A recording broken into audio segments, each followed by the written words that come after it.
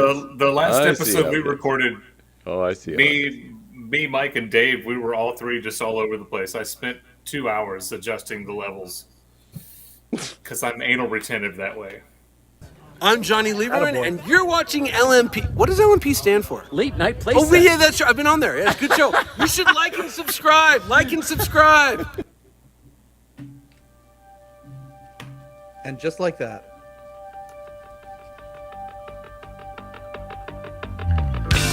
Whoopsie daisy. None of that was right. Paul Schaefer's on line one. Yeah, none of this is right.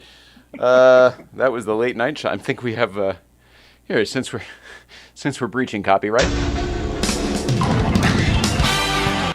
We've got it all. Yeah. Good evening.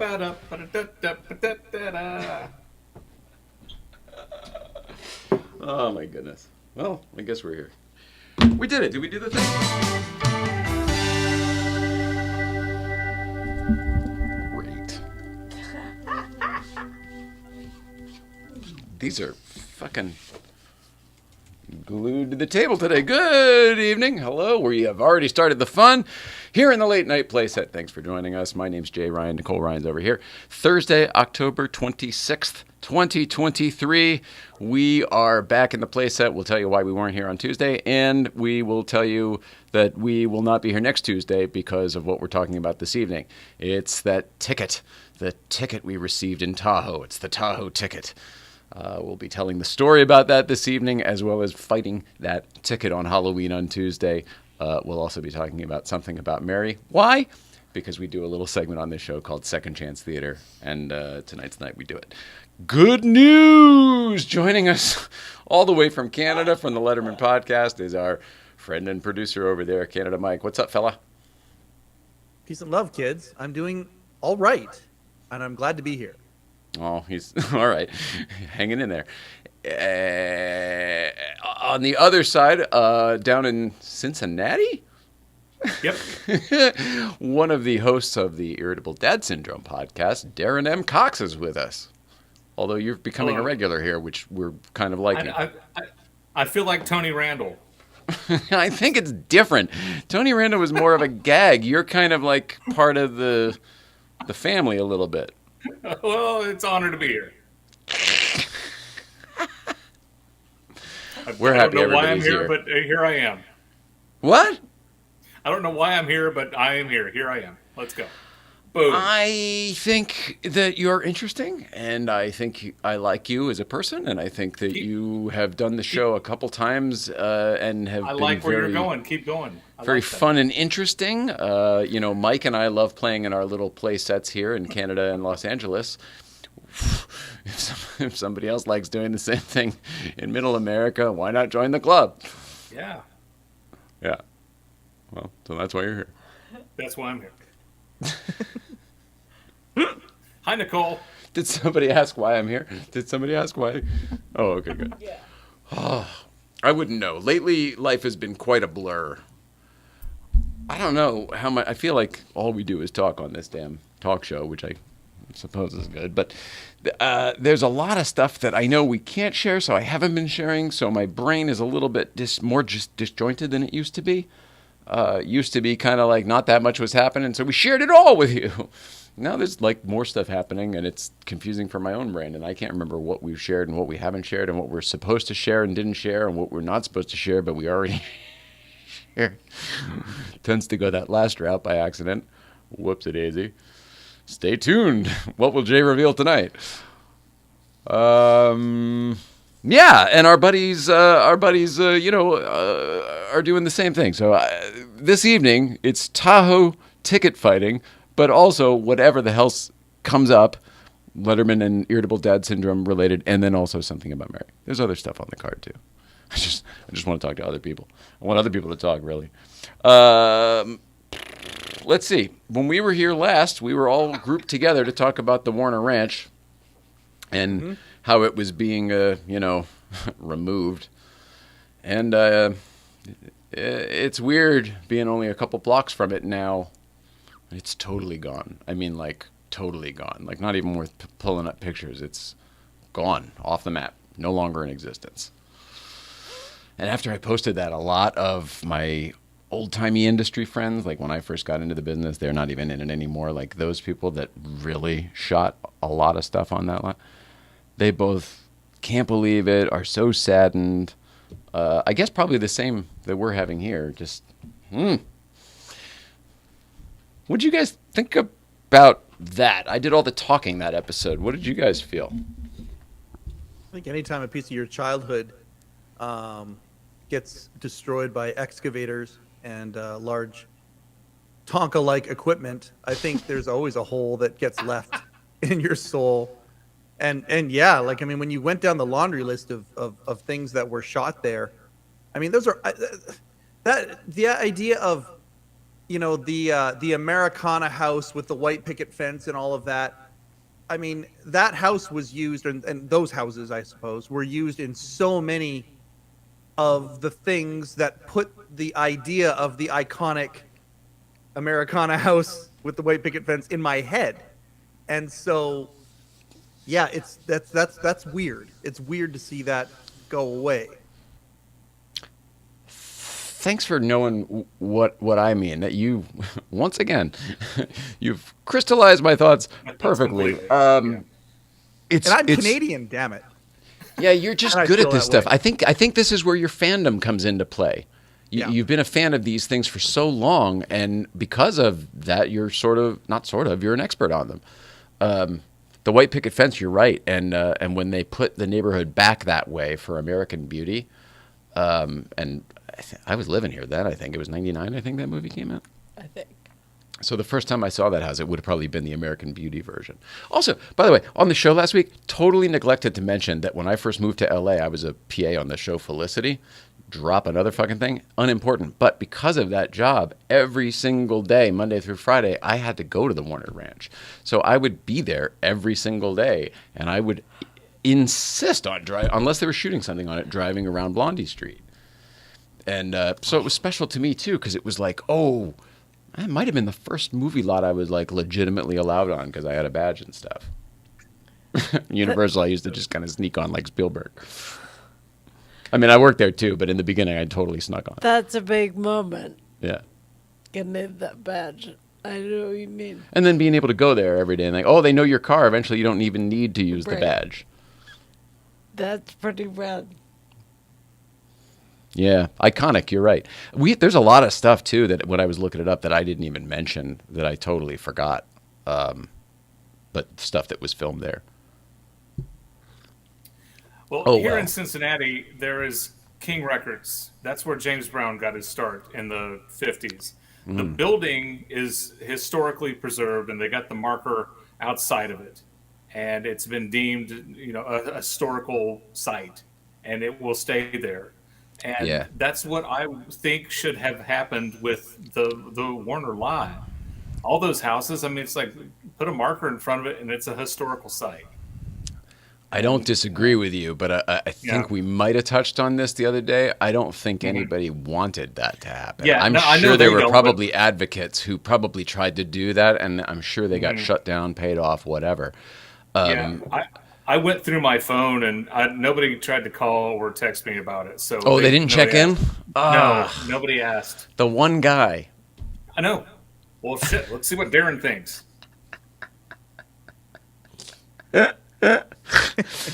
Oh, gosh. Gremlins? I mentioned Gremlins on the show, right? Yeah, because of the pool. Yeah. What about? It was also the pool from. Gosh, what the heck is the name of that movie? It doesn't matter. Not Lethal Weapon. So many things. If it was on the top of my head, I would have. It's not the best show. It's not going to be the best show. It's been a hell of a week. Can we start there? Your health has been not good. That's not real big news to anybody who watches the show regularly. We talk about it every few episodes. But it's just been so crappy. I think when we were here last Thursday, we talked about going to the Festival of Automobiles with our friend Sasha, who was here a few days prior. We did not make that event, unfortunately. On the day, it was just one of those. There's nothing about this makes sense. So we didn't. And so sorry to Sasha and our friends that we weren't there. However, it was amazing looking. The photos were amazing. The reviews were amazing. So we will definitely be at the next one. When I say definitely, I mean fingers crossed, because that's how we make plans now. But it kind of got crappier after there. We went up to Newcomb's, which was the high point, I think, on Sunday, up to HQ. We call it HQ, off the map, because the road's still closed. And was that the best you've been lately? Yeah, I mean, it gets worse every day. So every day I have to try to stay present. And that's my fight. To stay present and rise above the pain and the Right suffering. Now. Right now, yeah. Yeah. Where's the most pain for you right now? My legs.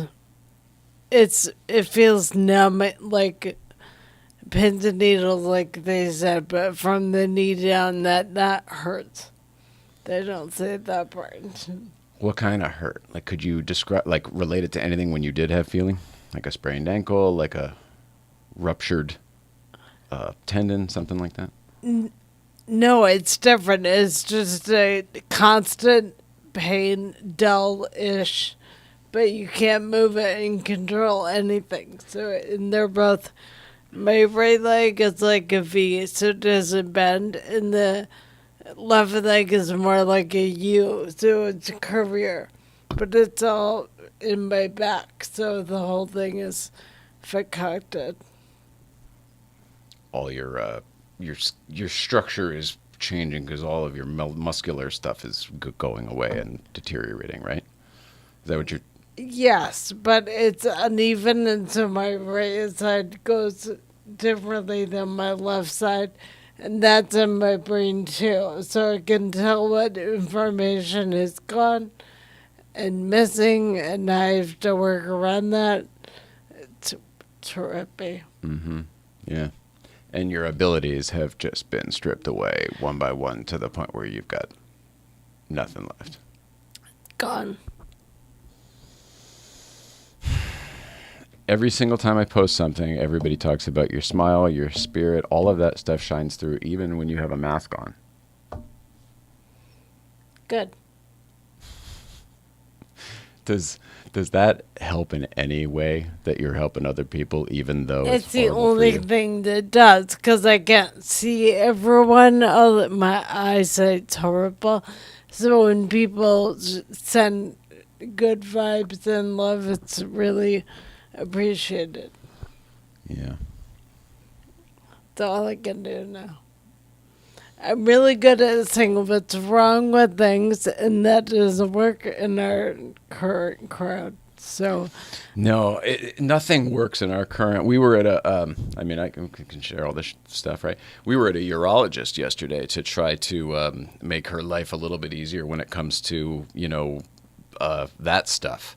It's currently not very easy, and not how you would think. It's not like a matter of infections and stuff like that. It's more of no control, and when there is, it's concocted, and the symbiosis that needs to happen within the body is not happening correctly because nothing else is either. So we're trying to just, this is one of, call it a dozen things wrong with the body, right? So we're just going to talk to this one guy, this one specialist, and he's great, and we both like him. And he's at UCLA.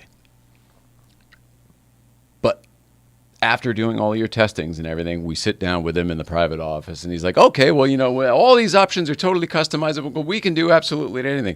And it starts with, we can start with medication.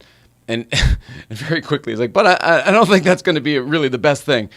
And then he goes down the list of these things that were all like everything from bags on the outside of you to sewing your appendix into some sort of tube from your bladder to your belly button to enlarging your, like, all of these crazy things that were such weird long-term permanent solutions that it really showed us like, wow, is this how somebody is this what their life is like when they just have one problem?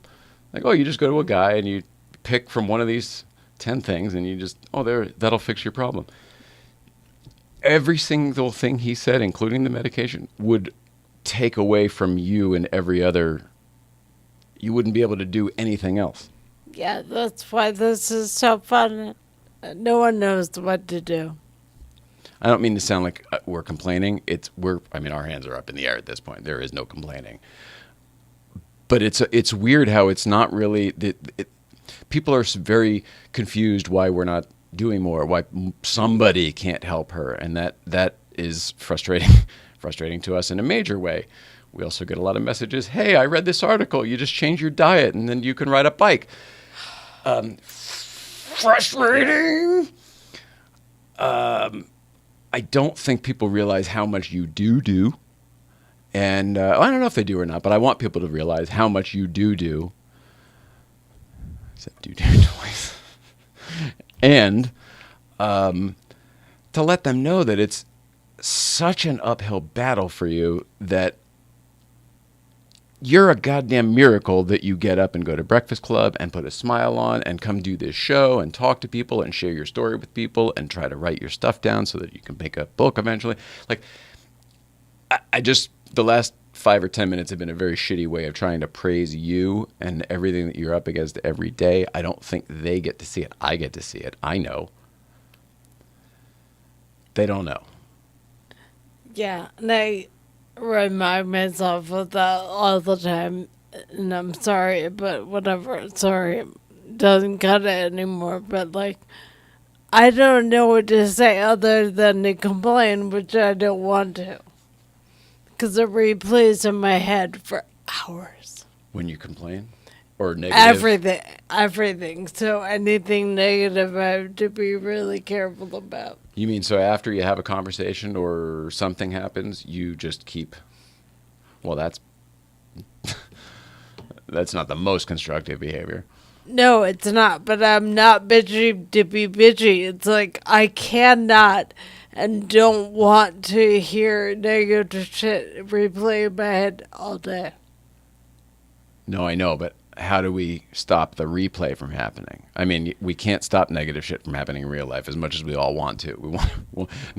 I think the guys will agree with me here. As much as we want to control stuff, it just doesn't work out that way. It does. I need to calm myself down. It's the only way I can make the negative voices stop. That pot helps me because it just helps me. Quiets the voices. What? It quiets the voices. Yeah. It lets me distract. I don't know if you could all feel the look. I could feel it in here. Not for nothing, but Irene Hoffman says that Nicole still emulates Sunshine. That is true. And if I may interject, I appreciate you not wanting to complain because it doesn't accomplish anything, but I understand it. I totally understand if you were to complain. It's like, this hurts and I don't like it. And you are fully within your right to say that and to feel that and to mean that. So I wouldn't be upset in the slightest if I ever heard you complain about anything. I'd be like, well, she's damn right. Of course she's complaining. I would say it every day, but I appreciate that. Thanks. Yeah, but it's funny. And then, she's right about most things these days. Like inherently, I feel like she has a different wisdom than the rest of us do. Yeah, a lot of my youngest kid has a lot of anxiety issues, and he gets overwhelmed with negative thoughts that run through his head, and it's trying to help him get through that. I kind of not personally understand, but I get it. That's the other thing. Everybody's going through something. The more you share, the more I share about you and our journey, I find that I'm getting other people to then, they're sending me messages of, oh, I'm taking care of my wife too. Oh, my wife's in the hospital. But like, unintentionally or accidentally becoming like maybe a listening board for some people who maybe didn't have it. And that to me is very appealing. I feel like we could do some good there somehow. I don't mean like with a hotline. I mean like with your foundation. Agreed. I feel like I get the sense that people don't know where to go now. They think they drink too much or do anything differently than they want to, and no one knows how to fix anything, it seems.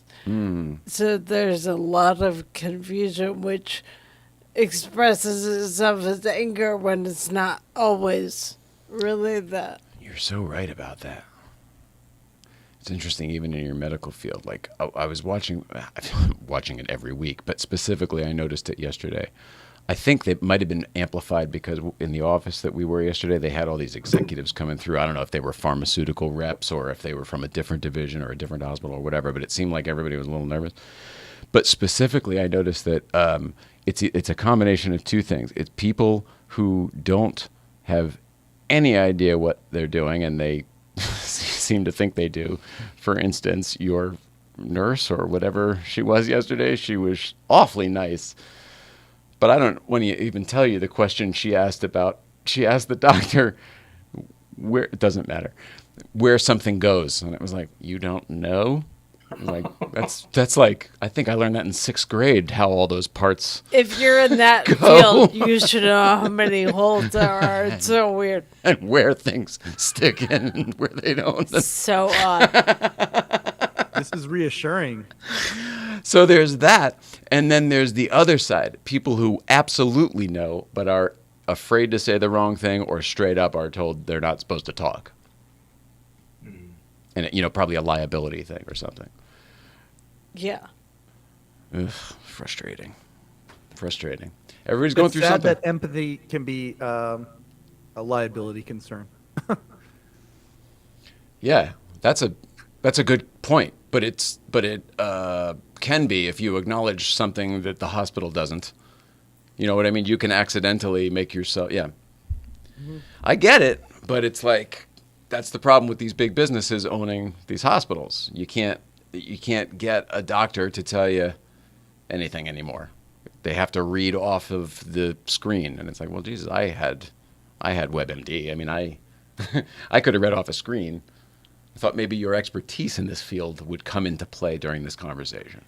It's supposed to, and I always fall back on you get what you pay for. So you can always find someone to call if you need, but it's hard.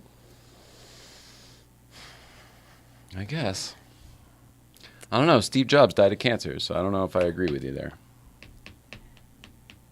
It's not fast at all, and he's proof of that, but I don't know what else to do. Oh, I think you're doing everything you can do. I think this episode became a salute to you because you're doing everything you can do. Yes. I know. Do you feel like you are not doing enough, or like you are failing in some way? Yeah. Yeah, I do too. I think that may just be part of what we're going through. I don't like it either. Thanks for being here, boys. Irene Hoffman says, this is the place for Nicole to tell us. Ooh. Yeah, well, I mean, she shared a lot tonight, that's for sure. Yeah. I'll answer any question. Otherwise, I'm just spewing negativity, and I don't want to do that. I think their point is you're not. It may feel that way to you. Right, or Getting I off could your chest just is feeling line list everything that's wrong with me over and over and over. It's the same. My body's dying. It happens every minute of every day. So I'm happy to talk about that every day. But it's going to be a similar, worse version of that if that's what people want. Yeah, I know. I don't want to talk about it either, but I think we are supposed to. I think that's their point. Then I will. I think you're doing a great job. That's the other thing. I think you just have to do whatever comes natural. I don't think there should be. I think your days of, with the exception of all these lights and cameras and stuff, your days of putting on a show are over. You know, you just don't have to do that anymore. I mean, there's this little show we do. But other than that, I don't, and I'm not fancy, so work is out great. our life is so ironic. I mean, there's a reason our generation loved that. We were raised on that Alanis Morissette, and fucking everything is so ironic. Apparently, that's the wrong usage of that word, and I can't. I don't agree with that think of argument. I love how people do. That's like the Die Hard Christmas movie thing. It's one of the, like, I see what you're saying, and no, maybe not every single thing is, but the chick is writing a song and she's making shit rhyme, and she's thinking of things. And what is like? Okay, you're right. You win. I got there in my place of there's so many people that would have said something if that were the case. Or fine. In my head, I'm going, here I am defending her, and somebody's going to be pissed off that I called Alanis Morissette a chick. The correct phrase is broad or dame. I say Oh, there broad you go. all the time. All the time. Please. I say broad all the time, especially when it comes to daffy drivers who happen to be of the feminine variety. Daffy Pro, where's this Daffy Pro? I think she's going. By the way, all of that is mimicking my own mother's behavior. This is my mother's language. This is how I was brought up. Oh, there's no excuse. Break these generational curses, J. Ryan. Get out of your shell. Is this an episode of HeCast? What's happening? Almost. Can we talk about Alanis for a second? Yeah, please. I love Alanis. Canadian treasure. My favorite Alanis chick ever. Morissette. Did you know that Alanis Morissette, before Jagged Little Pill came out, Alanis Morissette was a rebrand? Did you know she used to go just as Alanis? I did know that. Okay, have you ever heard the song "Too Hot"? No, I don't. Well, I mean, I don't think so. Oh, I've just. I heard the one by Kool and the Gang. Yeah, I know. No, there's an Alanis. They are song, not and Canadian. It went pretty big up here in Canada. It was called "Too Hot," and she was like poppy, dancey, like it was. I actually kind of liked the song back in the day, and then Alanis went away for a while, and then Alanis Morissette came back. She went to blew up. prison. She didn't go. She just She would, No. Sorry, She was kids, only Alanis known has to as- go stealing away. hubcaps and all that out of the No. Nickelodeon parking lot. So what I was going You to go ahead, Mike. You misunderstand. She was Alanis, like Cher or Madonna. Like she was Alanis, and then We all and then understand. that went away, and then Alanis Morissette came. It was got a it. rebrand. So Yeah. I know you're only 2 years older than me, but this is where the 2 years may come in a lot. I remember her from Nickelodeon. Of course, you can't do that on Oh, television. oh, Yeah. okay. You do too. Okay. Oh yeah. exactly. Yeah, very much so. And I think she was just Alanis on that, but I think they were all just first names, like Alistair and Moose, Christine Moose. I gotcha. Yeah. I'm pretty To sure her me, first album was Canadian record label, Nickelodeon, though. you can't do that on television was very, like, I don't know why it was like, I don't know why. It was a tumultuous time in my life, and I needed happy stuff on the box, and it was when they wired cable out to your house, and they had that it was on a wire, and it had a big thing with 15 buttons and an ABC switch. Do you guys remember that? I Yep. do. Okay, so- vividly. That's when I was watching Alanis on what was that? What would that be? 1981, 2, 3? Yeah, it was a long time ago. She was on that show. Yeah, she was a little. And then when was Jagged Little Pill? Like that was the big hit. That was like 96, 95 maybe? Yeah, I feel like it's 95, 96. I think Too Hot came out in 91. Now, okay, now I got to find out. Okay. Yeah. You brought this up. And Talk so about you the say show. it was big, but is it good? I mean, Because there's a difference. it's They good in don't- the they're same not way always New Kids on the interchangeable. Block was good. Well, Okay. New Kids on the Block was not good, but the production and the producing was great, and that was that used to be the machine. Yep. I mean, it's why Quincy Jones is a gajillionaire because it's all about the production of the damn music. Wait, Quincy didn't produce New Kids, did he? No, not even close there. I jumped a couple steps. Sorry, I meant how Am I in music. the right- I jumped to one of Am I the the right biggest music podcast? producers of all time. I think Darin Starr was Darin Starr, or is he TV? He TV. There was a Sex and the Darin City. Starr of boy bands that used to do all those boy bands. Let's do famous Darins for 200. Nice work. The singer of Splish Splash, who was Bobby Darin. That's Famous a Darins good for 400. And then there's only 2 questions in the famous Darins.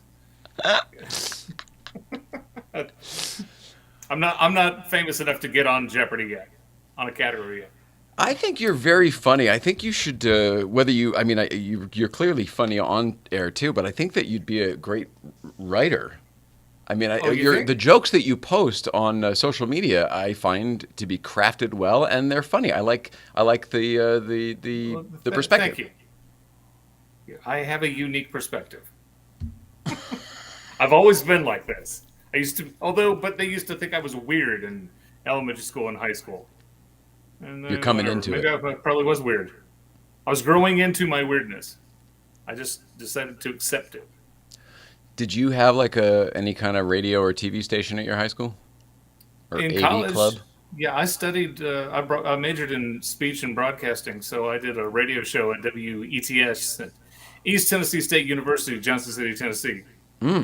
Zero listeners, and then, and I'm not kidding. Nobody listened. So did radio at ETSU, and then I hosted a game show called Useless Knowledge. We did 7 episodes. That's more episodes than some shows on the BBC. And it was a game show. We basically ripped off Remote Control and Letterman. And I think Remote Control was already a ripoff of something else. That must have been a great show. Tonally, that's awesome. So it was like a Letterman so game much show. fun. It was so much fun. Well, it wasn't about Letterman. It was TV, No, I mean music, tonally. and Tonally. film trivia. Can't talk to these Yeah. guys. Maybe it's the, we're not very near each other. I don't. Technology is amazing. When I was working in television, this was like multiple satellite trucks. This was thousands of dollars to be able to do what we're doing Yeah, right now and to go live. In fact, Exactly. it was tens of thousands of dollars. It's ridiculous. I had to go Yeah, in and- hours early to connect people to East Coast Radio. Yep. Blast a Via room. satellite, right? So you'd sit in Yes. some dark room where they haven't. The cleaning people are just coming in for the night, and it's 2 a.m, and you're doing 5 a.m. radio in New York. I sat in my office in the dark in case my boss's phone rang and connected them to stations. I had a printed out chart of the order they were in because they were all live. Right, because it's a snake, centipede. Yeah. Oh my gosh, fun stuff. I'm so glad I never had to do any of that shit. I wish I learned more of the creative part of the show. I wish I was a little more upstairs and learned like, oh, will you do the segments like this? Because that could definitely benefit us here. But I was such a nut and bolt. Like, oh, I loved all the equipment and all that garbage. Let me learn how that works. All that technical shit works for my brain. I don't have to talk to anybody. I just stand here with this machine. Darin, did you have any of that, or were you always on air? Oh no, I was never on air. I mean, once I started in '93, I was all behind the scenes at my TV station in Johnson City. Which, by the way, they're No, even at the celebrating- radio station in college. I mean, WJHL is celebrating their 70th anniversary today. That was my first TV station. So shout out to everybody at WJHL, like they're watching. But once I CBS started affiliate in television- Cincinnati. CBS affiliate in Johnson City, Tennessee. Oh, I'm sorry, you said that. That's where I got my start. So no, it's fine. I started out in Johnson City, and then in 1990, October '99, moved to Cincinnati. Started my career all over again here in Cincinnati, the Natty, as some people call it. But yeah, it was all behind the scenes stuff. The only on-air job I had wasn't even a job. Was at each issue when I hosted the game show. You know, So nope, Sad. never moved a light. all this talent. Oh no, I moved plenty of lights. I rolled up lots of cable. Yeah, that was my rewound a lot first of job, things. was running cable, pulling cable. So this is what I would do when I was at WJHL. We would do the morning show, and it was always just absolutely exhausting. And as soon as it was done, we would all just sit down and take a breath and compose ourselves. And this when our boss, Jack Dempsey, would walk through.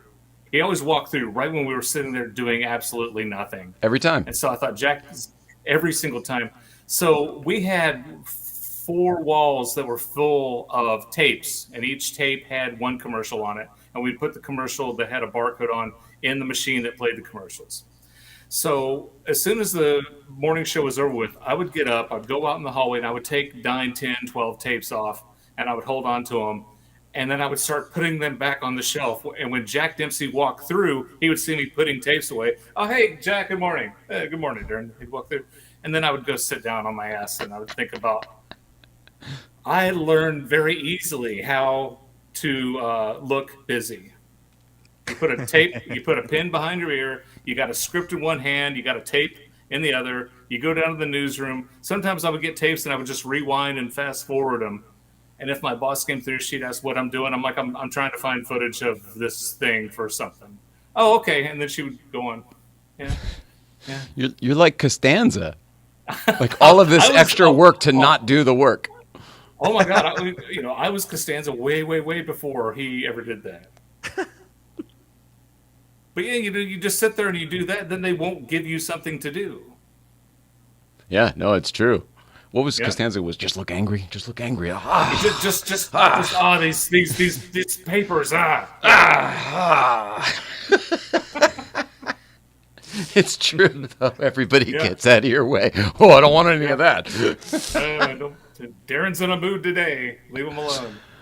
Oh man, Mike up there on the Letterman podcast. I know you've got. I don't know why I'm doing all the wrap up shit up front because I guess I shared with you too much, and we're going to talk about fighting a ticket in Tahoe any minute now. I know you're coming up on 100 episodes. Still no announcement to make on that, right? Still no announcement to make on that. I've had a couple of no's, but I'm going down the list, and that's okay. Do you guys know what the shit is the name of this song? 10 minutes? There is a guy in Connecticut in the town next to the one I grew up in. He's in Westport, Connecticut. His name is Brian something, and he does a little talk show like this in his garage. And he has people over, and it's called 10 Minutes with Brian or something like that. 10 Minutes with something. Do you guys have any idea what I'm talking about? Mm-mm. That's a bummer, because it would have helped, because I can't remember why I brought it up. 100 episodes. Episode 100 on the Letterman podcast. No. Oh, he reads his rejection, invitation rejections on air, and they're always very humorous because he reaches out to huge people just to get the rejections. It's very funny. Oh, we did that a few weeks ago. We finally heard back from Nick Offerman. We had tried for like a solid month or 6 weeks to get Nick Offerman to come on Irritable Dad Syndrome. And finally, his assistant said that he's unavailable. Oh, I love how he's unavailable because I said he can come on anytime. It's like next Tuesday. Damn, I can't do it, but he could come on anytime. But he is unavailable at any time to come on Irritable Dad Syndrome. I couldn't think of it. I did think of it. I just didn't say it right. But it is. It's called 10 Minutes With, and the guy's name is Brian Kelsey. Shout out to Brian Kelsey. It's 10 Minutes With, and he's had real people on, and it's just a little tiny talk show set just like this, but even smaller in his garage, and he has a friend who helps him with the cameras and stuff. He's got a little train in the window. It's awesome. It's totally up my alley. I mean, if I still lived in Connecticut, we would be best friends. I assure you. Speaking of rejection, have you been to the Rock and Roll Hall of Fame? To the what? Oh my God. The Rock and Roll Hall of Fame in Cleveland? Oh, no. Okay. Once Paul Schaefer gets in there, though, I'm going to make a trek out there. Yeah. No, at U2's exhibit in the Hall of Fame, there are rejection letters. Like RCA Records said, you're just not what we're looking for right now. We wish you good luck. Oh, my gosh. And they've got it framed and right there, right next to Edge's guitar and Larry's jacket and all that. But yeah, they got 2 or 3 rejection letters in the Hall of Fame. It's a big suck it. So many great stories start that way, though. Back to the Future was rejected 20-something times. That means it went through every studio multiple times over 10 years. Oh, there's that letter of the producer just saying, look, we can't name the movie this. And he wanted to call it some stupid-ass title. I can't remember what it was. Something from Planet 9, from outer space, or something like that. From outer space, yeah. And he did not believe in it, and it was just, Steven, look, you got to stop making this movie. It's ridiculous. That's a great story, though. Do you remember how that story wraps up? There was an executive from Universal who made that note to Steven Spielberg. Yeah. And do you remember Steven Spielberg's response? And Bob Gale, I think it was both of them together. I think they essentially said, suck it. No, it was the opposite. Steven Spielberg probably had the pull to say "suck it." He did the opposite. He goes, thank you so much. It might have been Sid Sheinberg or might have been Sid Sheinberg. Anyway, it was one of the old school studio execs. And goes, thank you so much for the wonderful note. We all had such a great laugh over that in the office, as if he made it as if the guy was making a joke, and then he was positioned it so he'd be too embarrassed to then say, no. Nice. I wasn't a joke at all. I was serious. That sounds very fantastic. Spielbergy. He crafted the whole thing. Either one of you ever meet Spielberg? Or no. been around him or anything like that? No. All right. Is that a crazy question? It's not a crazy question Yeah. to you. I'm Darin Cox, and I'm in Cincinnati, Ohio. You know, People are just Spielberg is people. from Cincinnati, though. Then you're right. People are just people, and some of my best stories are because of my Forrest Gump isms, not because I'm in the business and know people. Yep. Same. Yep. No, there. In my 30 years in working in television, there have been a dozen or more celebrities who just came into the TV station for an interview. I met Carmen Electra one time, and when she was coming, they said that there will be no meet and greet, there will be no autographs, there will be no photographs. You are not to approach Carmen Electra. And She's actually really nice. Yeah. Yes. Actually, she is. And they said they're going. You will do the interview in a part of the building where no one is overlooking and all that stuff. And then we had all these rules. And when she was walking out of the interview, I happened to be walking past her, and I said, "Oh, hey, Carmen, how are you?" And she goes, "I'm great. How are you?" And she shook my hand and asked me how I was doing. Couldn't have been nicer. And I'm like, I just wanted to say, you realize your people have made you out to be this bitch, and you're not. She was like, I didn't say that, but because her people were right there. But she couldn't have been nicer. Yeah, it's such a. There's so many details to all of that stuff. Like, I had to watch it with you. I mean, there's so many things that like you think are ridiculous until you see somebody who doesn't do it that way, and you're like, oh fuck, it's so much work. You have to be that way. And it depends on where you are and who you're with and stuff. But yeah, and I guess it's a shame that sometimes you have to be. If they let her go in all willy-nilly, it probably would, there'd be a scene. So I don't know. I guess they could try and meet somewhere in the middle. Well, whether it's intended to be this way or not, what ends up happening, and what I watched with her, is it's straight up good cop, bad cop. So the people are the bad cop, which allows the talent, who everybody wants to love anyway, to come in and just be the good cop. Oh, what do you need? Oh, absolutely. Oh, of course, autograph T-shirt. Absolutely, whatever. Yeah. And unfortunately, the bad cop is generally what paves the way for the good cop to just walk right through. Yeah. Yep. A few years ago, Billy Bob Thornton was coming to this club north of Westchester, where I live, a suburb of Cincinnati. He was there with his band, Billy Bob and the Box Cutters. Yeah, I like that. And I've got a buddy who knows the guy who runs that bar. And I said, look, I'll buy my ticket. I just want a backstage pass. I just want to meet the guy because I've enjoyed his work forever and ever. Sling Blade is one of my top 10 favorite movies of all time. Which one? And he says, okay, let me. Sling Blade's great, yeah. I already see where this one's going, though, because the people he mentions, I know what they're known for. Keep going. But he says, okay, let me see what I can do. So a couple days later, my buddy comes up and he says, yeah, it's all taken care of. You're going to be the only one there doing the interview, so it's going to be great. And I said, wait, what? I'm doing an interview? He goes, yeah, you're going to interview Billy Bob and the band. I'm like, okay, I haven't done an interview in 20 years since college. Okay, so brought the camera and the lights and the microphones. Billy Bob's manager comes up to me and he says, look, you got 20 minutes.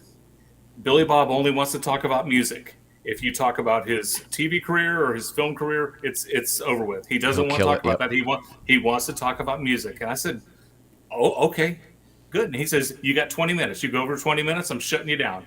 I said, okay, not a problem. So the club where he was performing had a bowling alley. And they said, we're setting you up in this room to do the interview. It was where they have the trophies and where they, they'll drill your ball. I'm like, Not a euphemism. and they had a giant black tarp hanging on the wall, and it was ugly. And I said, "Do you mind if I take this tarp down? It doesn't look that great." They said, "Sure." So I'm standing up there and I'm pulling this tarp off the wall, and I got my ass poking out in the air. And Billy Bob walks in. "Hey, how's everybody doing?" "Good, good, good." And about anyway, I had 20 minutes, and Billy Bob would not shut up. He talked and talked and talked, and after about a half hour, the manager came in and said, "Billy Bob, you got to go." But Billy Bob, he was there for the rest of the night. I think maybe you're authentic, and you opened up. That's awesome. Mike, are you, being up in Canada, are you familiar with a show/podcast called The Q? I've heard of The Q, but I haven't listened to it. I think it's a husband and wife. It's a guy and a girl, whatever the heck. But Billy Bob was on that one, and they asked about music, and they asked about something not music, and it's one of those clips you just kind of have to see. Yeah. The only thing so uncomfortable. It's Ricky Gervais and Gary Shandling's house. Yeah, so I was going to use that as a reference, buddy, because I know you know that one. It's like that, but way worse because they're this far apart. They're in the cans, on the mics, in a dark radio studio, and the host is like acting like he doesn't know what's going on. And he's like, it's maybe he wasn't prepped or whatever. But Billy Bob's like, "You motherfucker," basically, he's whatever. You just have to see it. It's really, really. The only thing close. I hope that you feel proud of your experience based on the polar opposite you can watch. I did ask him, I said, "What was harder to do? Is it harder to write a song or to write a screenplay?" And he really got into, what's involved in each, and this is more difficult in this way, and this is easier in that way. And I think he appreciated the questions that I asked. But yeah, he was very, very cool. You probably were attacking it as a creative, and I'm guessing that he probably liked talking shop with you, man. I mean, you're able to go there. Some people are just like, "So what was it like making Independence Day or whatever one is? Exactly. Armageddon?" You know what I mean? They don't get it.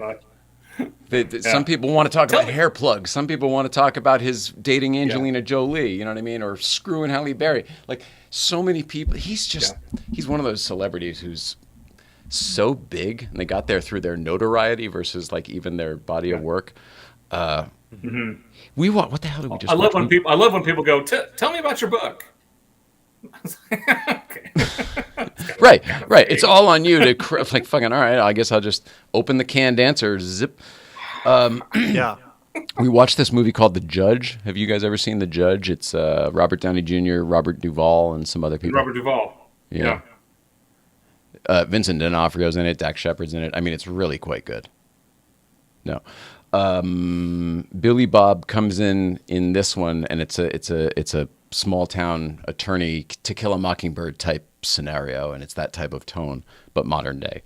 And Billy Bob comes in, and they just punch you in the face with Billy Bob like halfway through this movie, and you're like, holy shit, the credibility and what this character is going to be just by the choice of that casting. He packs a punch, so to speak. What was that? He did a TV series with very intense. David Kelly. Oh crap! No, what was it? David Kelly. Goliath. Oh my God! I was sucked into every single episode. Yeah, I agree. It's excellent. A friend of ours, Jonathan Shapiro, wrote that show. Excellent show. Tell your buddy that I loved it. It was great. Yeah, I will, and we did. Yeah. that show's excellent, and nobody has seen it. I think for Amazon numbers, I think it did pretty well. But as far as the scheme of the world, like most people don't know about that show, and it's got 3 or 4 seasons. I don't think we caught up with the last season, but the first 2 or 3 are excellent. Yeah, and it all takes place where we used to live over in Santa Monica. There, we were in Venice, but same area, same strip. Yeah, that's a great show, man. Good call, and shout out to Jonathan Shapiro who wrote it. Okay, so everybody remembers the big USA Grand Tour, right? Yes. I just have to give everybody a little bit of a backstory because we won't be here on Tuesday because we have to fight this ticket. What's the ticket, you say? Oh, well, it's obviously speeding. You were driving around the country in a yellow car. It wasn't, believe it or not. This isn't a speeding ticket. It's a very strange scenario that we haven't decided exactly how we're going to attack it when we get in the room, other than I think the truth should handle it. We were on like almost the final day of our trip, maybe on day 30 of 31, something like that. And we were coming, driving around Lake Tahoe. We had stayed somewhere up there and we were coming around. Beautiful day. Oh, I know what it was. We went to go check out the hotel. The movie Bad Times at El Royale is based on a real hotel, the Cal Neva Hotel, and it's half in California and half in Nevada, and it's a real thing. It's been defunct for years, but back in the day, it was owned by Frank Sinatra, and the Rat Pack used to play there. And like, I love that type of history, and now it's one of those abandoned places with weeds growing up and everything. So we went to go check that out. Super, super cool. Had a great time. There's fences and everything, but we totally achieved our goal. Feeling pretty good. Home tomorrow. Like, this is great. The trip has been amazing. So we're now driving around the lake, and I notice there is a little park entrance where you can go down to the lake, it looks like. We don't know this area. We've never been here, but we decide to do this because, remember, we're putting this trip on Instagram and YouTube and stuff. So footage, content, blah, blah, blah. So it's this wavy kind of, it's a little bit more involved than I thought it would be, but it's kind of this wavy, windy road down to the water. And it's a single file, one lane is what it is kind of road. Like, you can't turn around and make a U-E and go back out. This is you're committed. Get all the way down to the bottom. And keep in mind, wheelchair, can't walk. This is a beach. We can't stay here. I'm just going to snap a quick picture. If there's someone in the toll booth, I'm going to say, it's not a toll booth, but whatever you call the little, where you pay the $9 or whatever. If there's somebody there, which previously there have not been, you pay on the way out from our experience on this trip. We said, we'll just tell them we're going to take a quick picture. And whether we have to pay or not is kind of up to them and their whatever. So we get to the booth. There's nobody in the booth. I don't even know if there's supposed to be somebody in the booth. There's not like a price list or the normal things that there would be at one of these booths. There's just the booth. Looks like maybe you rent roller skates there. It's that kind of booth, like a little wooden hut thing. Nobody in it. So, and we're right down at water level now, and there's a little boat ramp area and a little parking lot, and or you can keep going around to what I would assume would be like where you're gonna park, like park your car, get out, go walk down to the beach, etc. We can't do any of that, so I go straight into the boat launch area, which I literally just I was trying to figure out where the sun was, and I just kind of made a U-turn and just sort of backed up right to the boat ramp, got out, started taking pictures. I mean, I made that sound a little convoluted, but the whole experience took maybe 15, 20 seconds. I mean, like, it was not as, telling the story is longer than the actual thing took. Right. So I'm outside now taking pictures of Nicole and the yellow car and the Lake Tahoe, and it's beautiful. The sun's coming down. Absolutely stunning. And we hear, blue!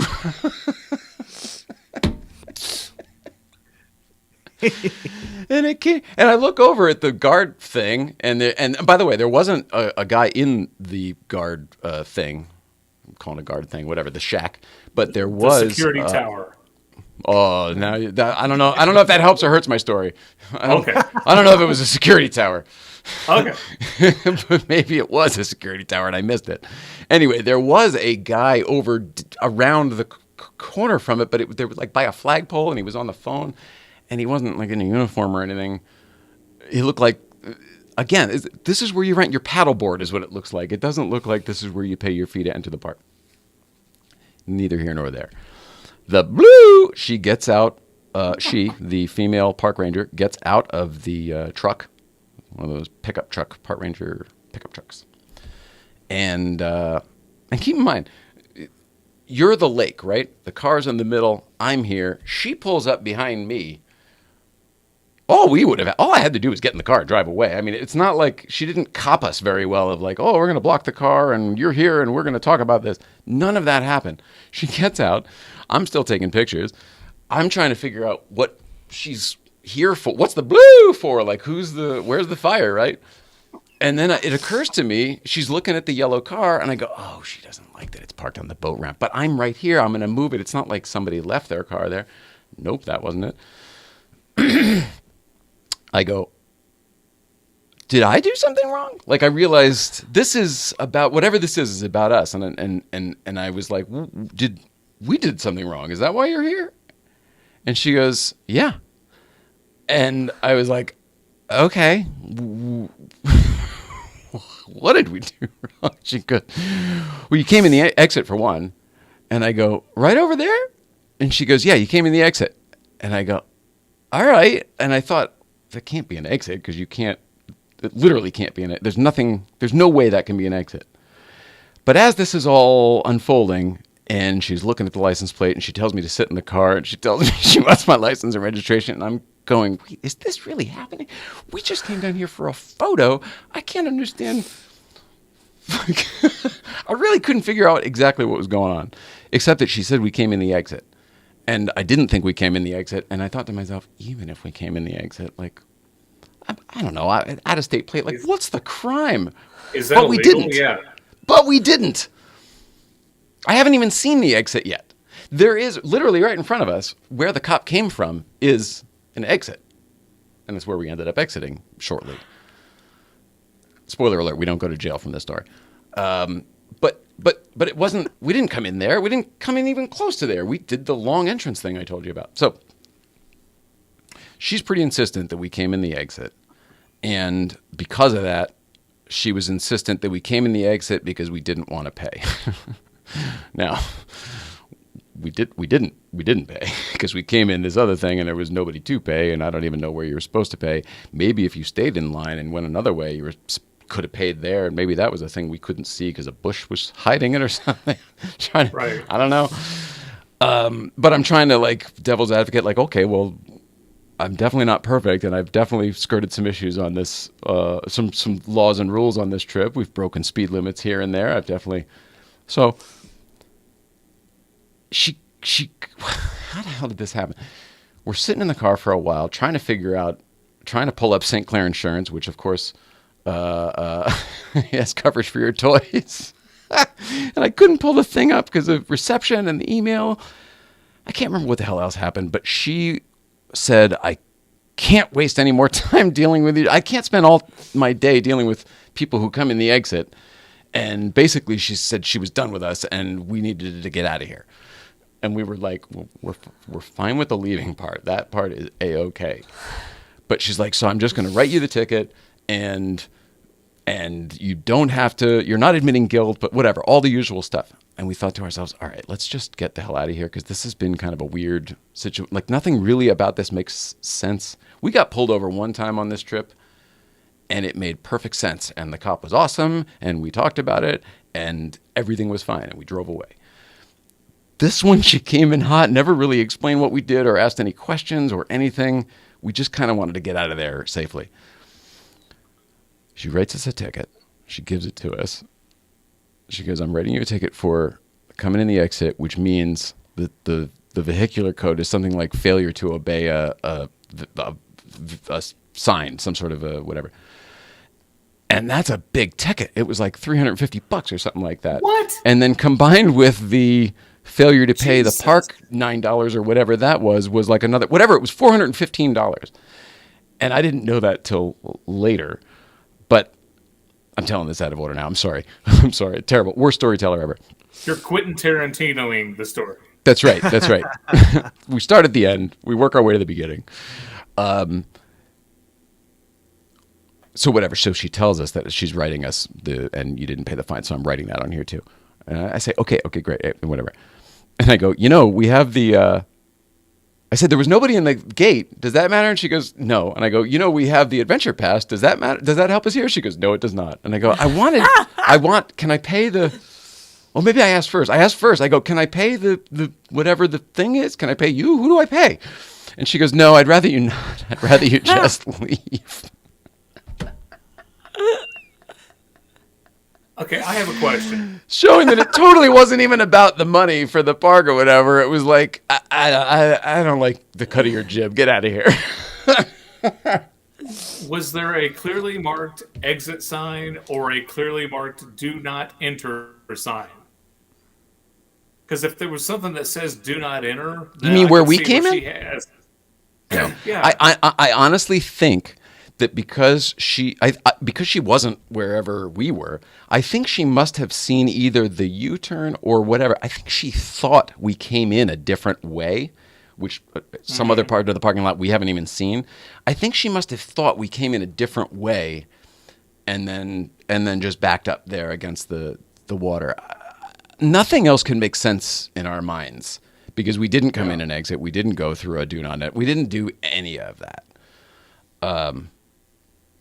It's not really my style to do that. Like, we have national park stickers on our car and U.S. Forestry Service stickers on our car. Like, we're not, hey, let me go park on the beach. Like, we're not those people.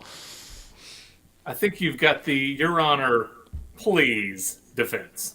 It's like, Nice. And then you follow that up with, come on. There's no sign. There's nobody there to take your money. So what are you supposed to do? Just drop a 20? Well, then I tried to. Window? Then I tried And then when we to offered pay, to and right, she she told me to won. leave. Right. So at no point did she ask about the hanging handicap tag. At no point did she ask about the wheelchair in the back of the car. At no point did she ask what were our intent. Where did we come from? What are we doing today? Have I been drinking? None of that. Nothing. Literally nothing. Right. Right. She sort of had to figure out what was going on in real time, and then make sure that that's what it was. It's weird. So anyway, She's also not a cop, right? Did you try the "Do you know who I am" defense? I didn't try that, and even if I was somebody, I Jay. can't imagine that would be good. Let me You let me know pull it up here because I know sit Mike's at going to ask. You know I sit at Letterman's desk, right? Damn. Go ahead, Mike. I should have been there. Okay, well, first off, she's not a cop, right? Well, I thought the same thing. I thought, oh, it's a park ranger, but it's an expensive ticket that if I don't pay it, it goes on my record, and I think I lose my driving privileges in Nevada or I wherever. think park rangers can issue tickets. Okay. Yeah, I think it's legit.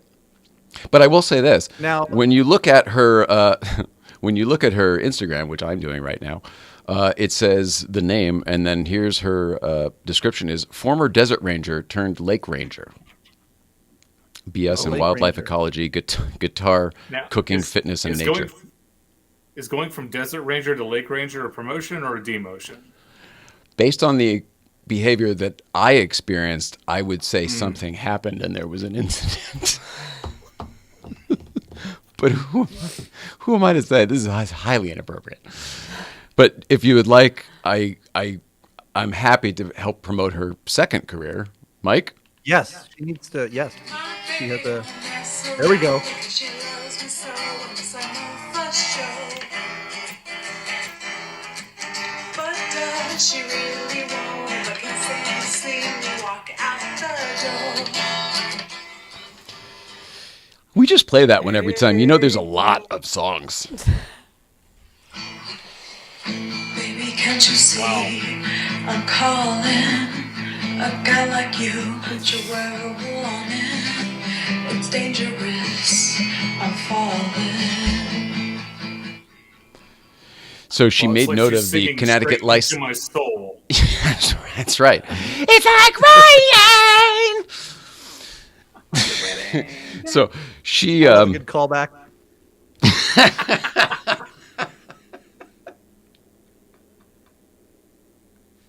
I hope she covers Too Hot one day, from the early Just Alanis days.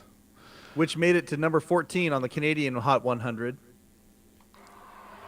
1991. We're outside for this one.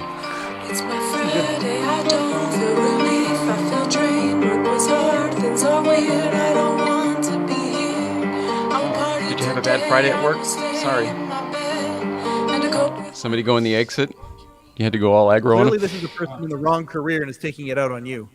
Now, what I want to know is, are they going to pull footage from tonight's episode and use it like Exhibit B, I sure where hope so. you were trying to bribe the jury? Or I certainly hope so. Yeah. Oh, that'd be great. Yeah. Oh, she's made up for this one. All made up for this one. We're just in the living room at home, though, guys. But we're all made up to go out, just depressed. Well, it's like Joni Mitchell's right here. Oh, first guitar cover in Spanish. Here we go. Salías de un templo un día, llorona cuando al pasar yo te vi. Salías de un templo. So, anyway, it was just a very strange experience, and we carried this energy with us all. Oh, he's got got concert. And we carried this weird energy with us to the hotel that night. And I thought to myself, all right, well, we have to look up this person, because the moment I got back in the car, oh no, we made a video about it. Our road trip check-in videos, I made a video saying we just got pulled over and here's what happened. And I made the comment because it was real and true. She struck me as like a Twitch girl. This park ranger struck me as like somebody from Twitch, because she had the full face on. I can't describe it. Like, she had her Instagram fashion model face on with her bulletproof vest in her truck. And the whole, I don't have time for this. Yeah, you got to send me a private or DM or whatever. I want to see this person.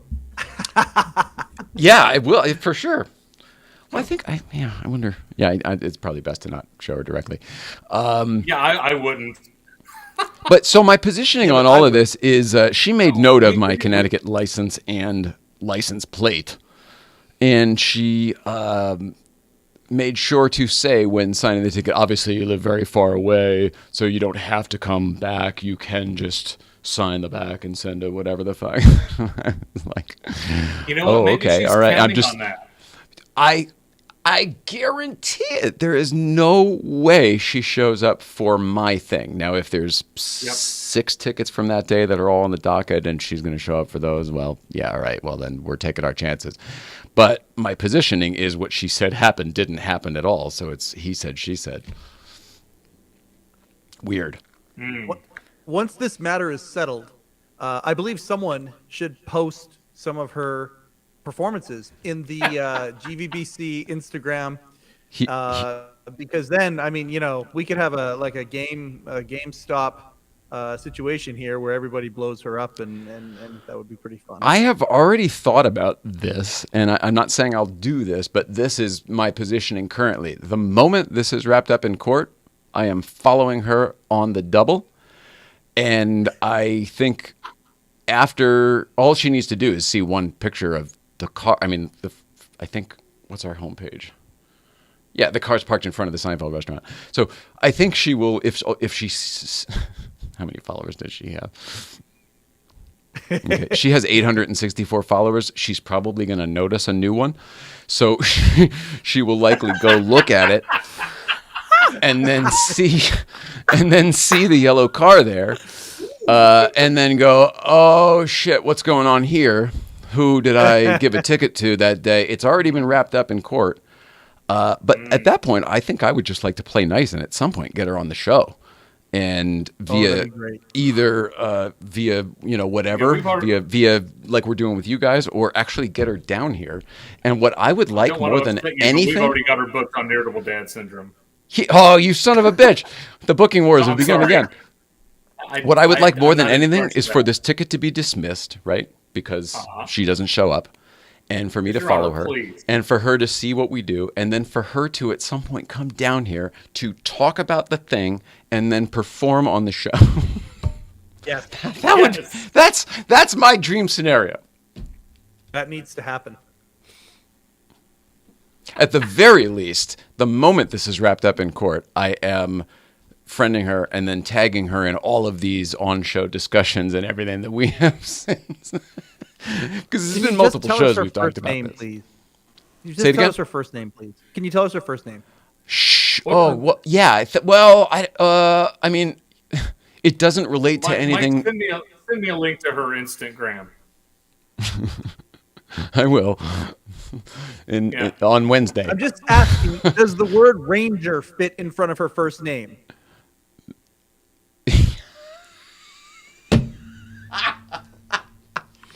That's the only reason I'm asking.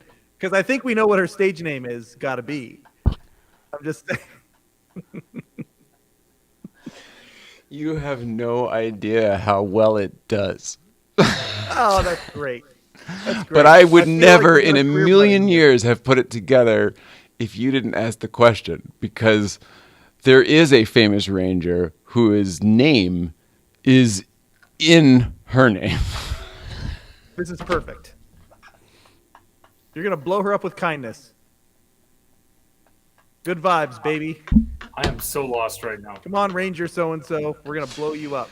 That was amazing. Oh, God. Excuse me.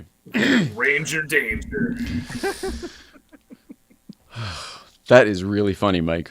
It's not funny to anybody else, but I'm telling you, you got me with that one. You got me with that one. All right. Then my work here is done. So on Tuesday, night. Halloween, on Monday, the day before Halloween, we're driving back up to Tahoe to go fight this ticket.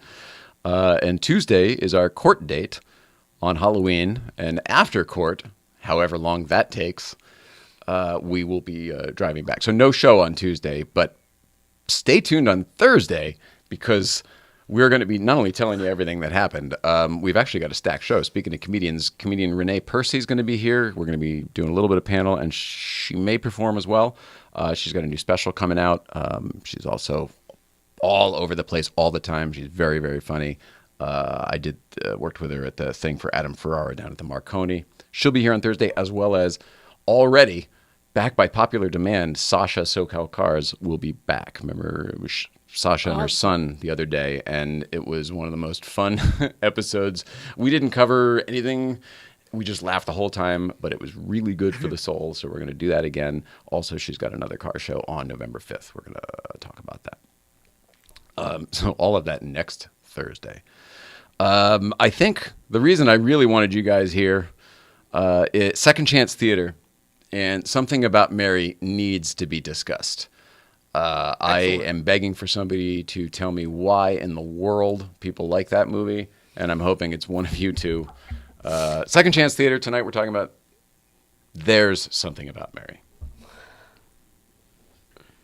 I remember seeing it and it was okay.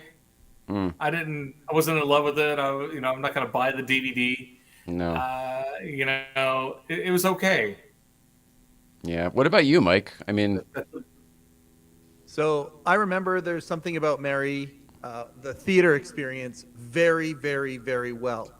Something About Mary came out after Dumb and Dumber, right? 98, I feel like think Dumb and so. Dumber 96 or 97. That sounds right. Yeah. Yeah, it was the Farrely brothers. Yeah, it was the Farrely brothers, and there was a couple of Farrely brothers movies, I think, that were before it, and so it was very highly anticipated. And I remember going there with my ex-wife on opening night, and it was one of those news to me. experiences. It was one of those experiences where, you have that communal experience. Like I had it in Ghostbusters in '84 when I went and saw that, or '83, whatever it was. When I saw that, where the entire theater erupts when the Stay Puft Marshmallow Man comes out, like the whole place is just going nuts. Mm-hmm. I remember There's Something About Mary and being in the theater, and it was one of those moments where the entire theater was just going bananas. With the zipper. It was just pandemonium in there. The zipper part, And then the hair.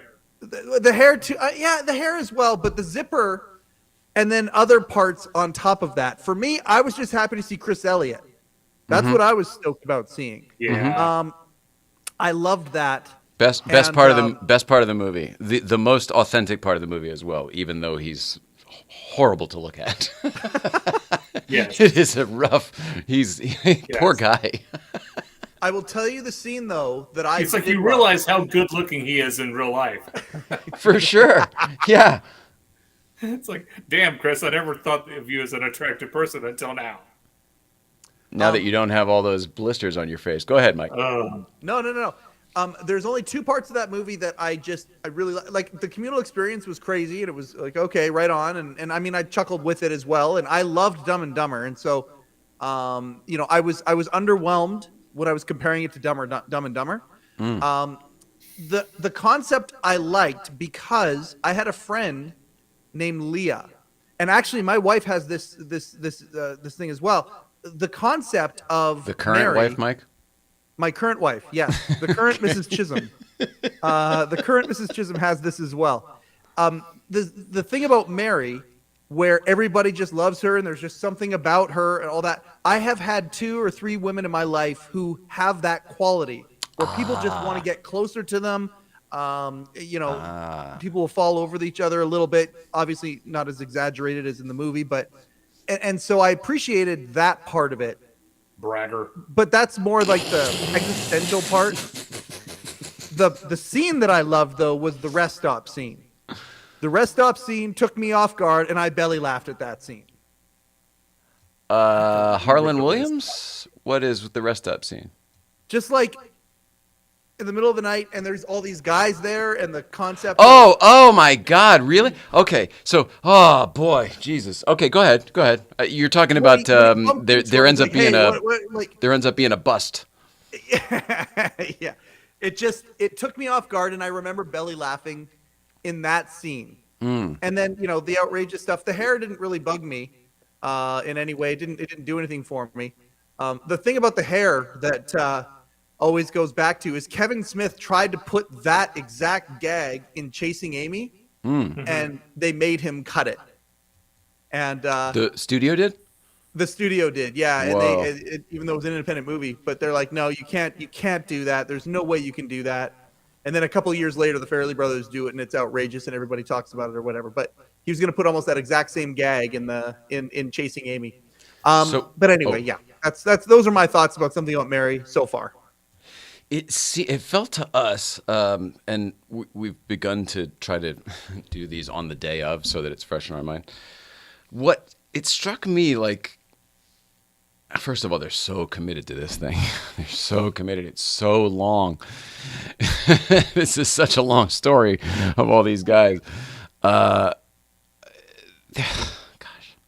Matt Dillon so many was in that things movie I don't too, right? like. What's that? Oh, there's so much you didn't like. Yeah. Matt Dillon was in it. Okay. A lot of good people in it. Yeah. Ben Stiller's great. A lot of good people. There's nothing bad about it except for it. It's another one of those where the amalgam. It's like the birdcage. The amalgamation of all the pieces doesn't align up. From like a good person honesty standpoint, there was nothing but dishonesty and treachery everywhere from every single guy. I didn't care for any of that. It seemed like just a whole lot of, we're really committed to this gag, but I don't know. We didn't do it. It didn't do it for us. One thing I remember about Something About Mary, and I think it's one of the only movies to have ever done this, but it did not open up at #1 at the box office. I don't know what it opened up at, but it was 5 or 6 weeks later, and because of word of mouth, it became the #1 movie 5 or 6 weeks later. You're it was describing held over back in the day where they held movies over. You're describing what I didn't like about it. You're exactly right, and it wasn't because it was such a good movie. It was shock behave. It was like shock jock type stuff. Howard Stern, like more people who don't like him listen to him than they do. What most popular answer? I want to see what he'll say next. Right. Oh man, I think it was like, oh, but you get to see semen and balls, and they're really covering this stuff, and they tell you to masturbate before a date. Like, oh, there was so much stuff. I love Harlan Williams. When he shows up, I'm like, oh, finally a breath of fresh air. And they do absolutely nothing with him. They have this huge, long setup in this complicated circumstance that just goes away. Like, oh. It felt like the writers have control and nobody's reeling them in. Yeah, which I think is probably about what it was. It's a good statement. Mm-hmm. I'm not a big fan of toilet humor. I mean, I don't know. I didn't. So we didn't watch. We walked out of Anchorman, And I interesting. didn't finish all of Step Brothers either. Oh, wow. Yeah. How Interesting. about Austin Powers, Darren? Austin Powers and Austin Powers 2 were good. 3, no. There's a lot to like in the third one, but it is hard to watch. Yeah. Like if you get to the bits that are funny, they're really funny, but it's a lot of other stuff. I love gold. Yeah, I don't know what it was about 1 and 2 that kind of separated them from the typical. I don't know. Seemed like they all wanted to do it. Seemed like they were happy to be there. Yeah. Third one looked a little bit more like a paycheck, maybe. Not that it was, Yes. but you know, Ghostbusters 1 versus Ghostbusters 2. Love to see them all together again, but it doesn't have the same energy. And it's beat for beat the same movie. It really, really is. If you give it any kind of technical credit. Yep. Yeah, Ghostbusters 2 has moments in it. Like Austin Powers 3, I liked Michael Caine a lot. And there were a few things in that one that I liked. But Ghostbusters 2, same thing. There's a few scenes that I just absolutely adore. Like, I love the courtroom scene in Ghostbusters 2. I think it's just wonderful. With You Rick do? Moranis. Love With that the scene. Scolari brothers? Your Honor, Yeah. you really shouldn't arrest these guys because at one point I turned into What? a dog and they helped me. Thank you. It's like, yeah, Rick Moranis at his finest. All right. It's one of those And then when scenes they burst we out, have like, I to thought it get was a through good for me action. before Bobby Brown starts and the movie begins for me. Oh yeah, little things like. Oh, the it might be jogger, Run the DMC. It jogging might be the goat. Run DMC song. But either way, whatever it is, it's so good. No, it was Bobby Brown in the Ghostbusters movie. It's both. I It's just can't Run remember DMC, which. I yeah. think Bobby Brown is later when you see Bobby Brown, and it's, we're going to have to take control. I think the beginning one might be During the Run montage. DMC. Yeah. Yeah, all right. So I guess I do love Ghostbusters too, but just for different reasons. Now, what Yeah. did you guys think of Ghostbusters Afterlife with Paul Rudd? Love. Is that how we're billing it? Ghostbusters Afterlife with Paul Rudd? Was that what it was called? Well, Paul Rudd was in it. No, I know. mean, Yeah. I loved Afterlife so much. I It think made he me was cry. the star. You do? He was the Rick Afterlife? Moranis. I know, but what I'm saying is, I think didn't he have top billing in the movie? I don't know how that could be. I You don't might be know right. I didn't. What's the contract say? Yeah, I don't know. I think Carrie Coon probably, and then the kids. But anyway, he was definitely the biggest name in it. I think, right? Yeah. Yeah. Yeah. I loved that movie though. That movie was the last 20 minutes of that movie. Just Yes. holy cow, Sure. it makes me cry every time I watch it. Last 20 minutes, with the exception of one shot, and that's when the Ecto just whips around for no reason in the soundstage. It just whee, right by the I temple didn't thing. like the CG Ecto coming out of the field either. Oh, that's rough, but Yeah. that's a little earlier on. Yeah, that's a little rough if you've ever had any experience with an actual Ecto or any old classic car where none of that would happen. I mean, you jump it and the entire thing would fall apart upon landing. The little Dukes of Hazzard logic on that one. Yeah. But I love the jump seat. I love that. I love I'm all for that. What do you think about the new one? Are you guys excited? I'm not sure what to think about it yet. There are things already I know that I don't like, and that bums me out. I've stayed away from spoilers completely on it. I just know Jason Reitman's involved again, so that's Same all here. I know. I know That's that all they I shot it in London though, and that bums me out Yeah. when it's a New York movie. Yeah. Yeah. You know what? If you go to IMDb, Carrie Coon does come up as the top biller here, but I thought Paul Rudd was the headliner in that movie. Whatever. They're definitely doing a lot in New York, though. Like Walter Kim was walking down the street and saw Ecto 1 drive by him for Yep. filming it. Yeah. Which is, I thought was Thank amazing. God they are doing that at least. Thank God. I think Yeah. it's just the soundstage stuff they're doing in England. It's just that tonally, I mean, it could add things. I mean, the Indiana Jones movies look the way they do, and the Kubrick movies, they look the way they do because they did things the British way over there, production-wise, I mean. So, like, it might be a really big positive to the look of this new Ghostbusters. I just, from a tonal stamp, I mean, there really shouldn't be a big difference because they shot the insides in L.A. for the other one, not New York. So, I mean, it's the same damn thing.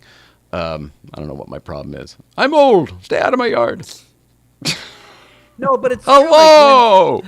like New York, I hope they do shoot a lot of for this one because Candy and I are just watching. We're continuing on Oldie Murders in the Building, Oh, and yeah? we're in the middle of season 2 right now. Have you watched it yet? We watched a bit of the first season, and I lost interest. I think you were interested. Did you care that we stopped watching it? I don't care now that we're moved on. I mean, I'm happy to go back to it. I loved seeing the people do their work. I didn't Yeah. necessarily love the work they were making. Okay. Agreed. So Candy and I felt that way after the first couple episodes, and then Here we go. Really picks up We season left it. 3. we left it. No, we did exactly what you guys did. We left it completely. It wasn't anything to write home about. And then when we went to New York a couple weeks ago, we hung out at the Mansion, which is a diner on the Upper East Side that we Right. know that they used in season 2 of Gotcha. of this show.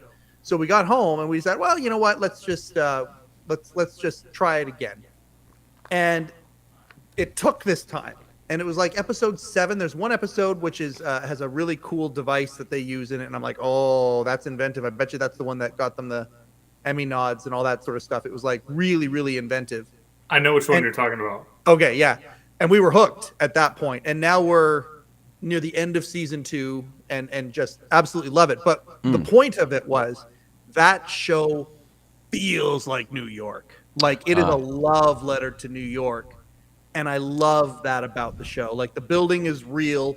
The locations, you know, so they do a little bit of dipsy doodling with Upper East Side, Upper West Side or whatever, but it's like Dipsy it's a love letter to New York. And the first Ghostbusters was too. And I love that about it. I agree. You just made me want to watch that show again based on what you said, because that's that to me. When you watch the first Ghostbusters, it's as good as it is because New York City is the main character. It is a It's total about New York character City movie. being attacked by evil or whatever the heck you want to call the the darkness that's coming with all the spirits and whatever.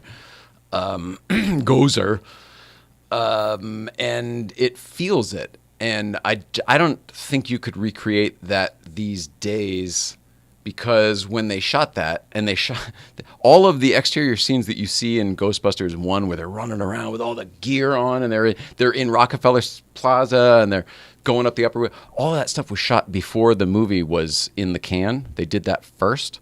So way before anybody saw it and knew what Ghostbusters was.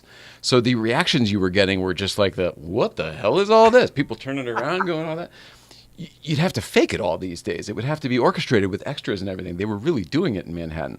I think all of those little bits and pieces show the personality of the city, because you're getting the real reactions of the city.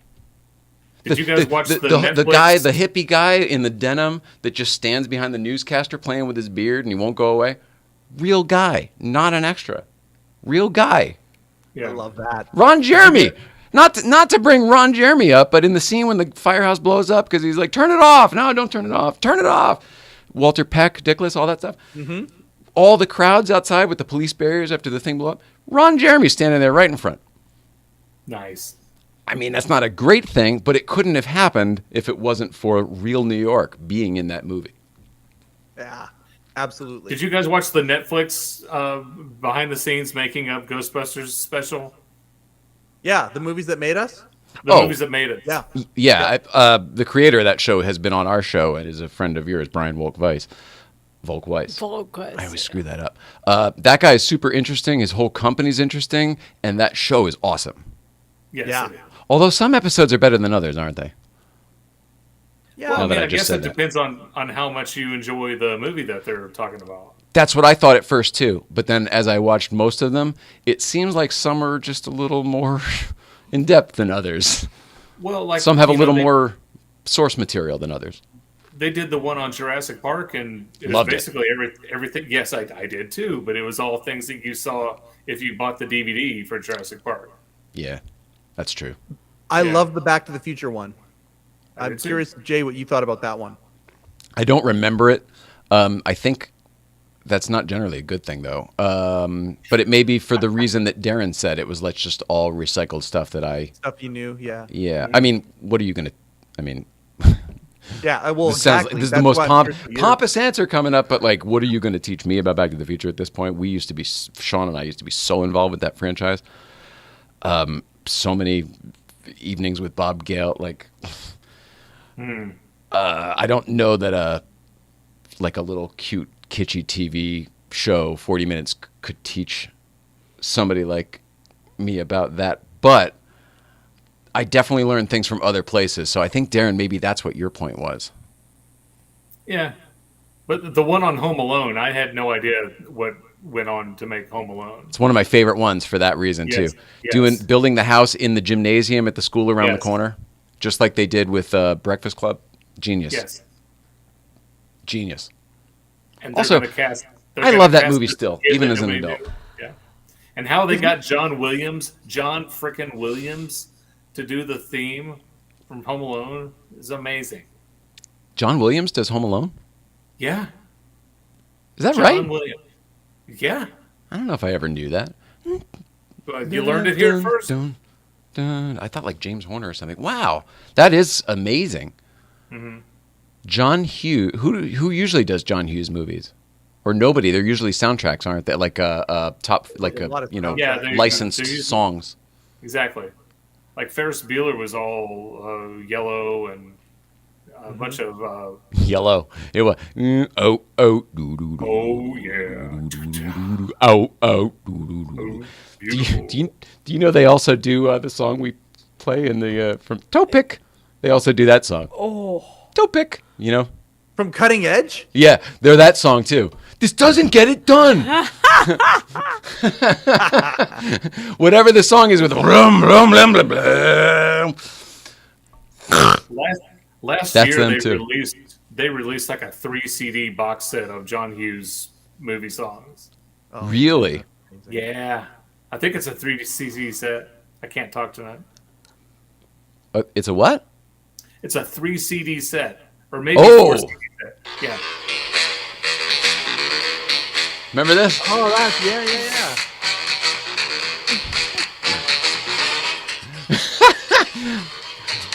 Hey, this doesn't get it done. I love that movie. He's so cocky. Don't pick. I snuck this into the playlist in the car. So like just in the middle, we'll be driving to the canyons and the song will end, and then this will pop on. Perfect. And we Does laugh that guy every time. does he do the toys that made us and the cartoons that made us? Is Yes. that all his franchise? Yeah, as well as almost every comedy special you've seen in the last 5 years. Is he going to do the talk shows that made us? It's a hell of a pitch. I think didn't CNN already basically do all Story of that? late night, yeah. But Yeah, still, Story of Late Night, if you had people like us and the Dons and Mark Melkoff on the thing there, we could definitely put separate episodes for all the different people. Mm-hmm. I mean, that's a great idea, Mike. Nacelle Entertainment, Nacelle is the company. If you look them up, they do everything. It's also Comedy Dynamics. If you ever see that when you watch a comedy special, that's them too. Oh, yeah. Huge. So great. I love it. Whenever we say, I'm like, and if we can ever do anything for you, he's like, thanks. So the John Hughes box set is called Life Moves Pretty Fast. Excellent. It is well, that's the vinyl, $65. Do you guys have vinyl? Do you listen to vinyl in Canada, Mike? I know people who do, but I am not current in that place. Real Yeah. quick before we. Oh, sorry. I thought. Sorry. No, go ahead. No. It's your show. Mike and I can talk other times. No, I didn't mean to step on the. I didn't realize we were opening a vinyl. But go ahead. No. I'm sorry. I'm sorry. No. I asked him if he listened to vinyl. He said he doesn't, but he knows somebody who does. And so we were I done. saw it the first time. I know. So my question was going to be friend like who listens to vinyl. back to the Nice guy. back to the Farrely brothers for 2 seconds. Yes. I want to ask You know what your. I like about the Farrely brothers? When they got Dumb and Dumber, they had never directed a movie before, and I don't know how they were able to do it. But they were there like the first day, like, oh shit, what are we gonna do? And they were talking to one of the producers, like, we've never directed a movie, and he said, find your director of photography, go talk to your DP, and he'll help you. And that's basically how they directed Dumb and Dumber, because the DP told them what to do. That's awesome. I had never heard that. That's very funny. Yep. That was actually a question I had for you guys. I think we all feel very kind of lukewarm at very best about something about Mary. Because I had a question. All right. Yeah. Go ahead. Oh, did you have a question? Yeah. Sorry. What was your question? No, we'll get to mine. Okay, so if we're lukewarm about something about Mary, how do we feel about Dumb and Dumber? Lukewarm, but better. I like it a shit ton more than something about Mary. I'll watch Dumb and Dumber anytime you want. I will not watch something about Mary again. I know that I don't like it. There's no reason for me to watch it. I don't like most of it. About halfway through, I got up and started warming up the studio for the show and started doing other things and folding laundry and shit because I couldn't have it be the only thing I was doing. It was so not an enjoyable experience to me. But the reason I'm glad you brought up other Farrely brother movies. Generally, I don't know that I like the Farrely brothers, but generally speaking, most of their movies seem to have either real or at least a very strong intended heart. Even ones I don't like the Me, Myself, and Irene, like I don't like that. I really don't like that one. I find that one very unwatchable. But it's also very sweet in its own way. Same thing about Dumb and Dumber. It's very sweet at its core. I did not find something about Mary to be sweet at all. I found it to be mean-spirited. I found it to be competitive. It was everything I don't like in a movie that's pretending to not be that kind of movie. It totally is that movie. But all of this to say, here's the question. Do either of you know The Ringer, and what do you think of it if you do? The Ringer with Johnny Knoxville? Yeah. I didn't watch it. Oh, okay. I was like, no, I'm not going to watch that. Okay. I know the premise.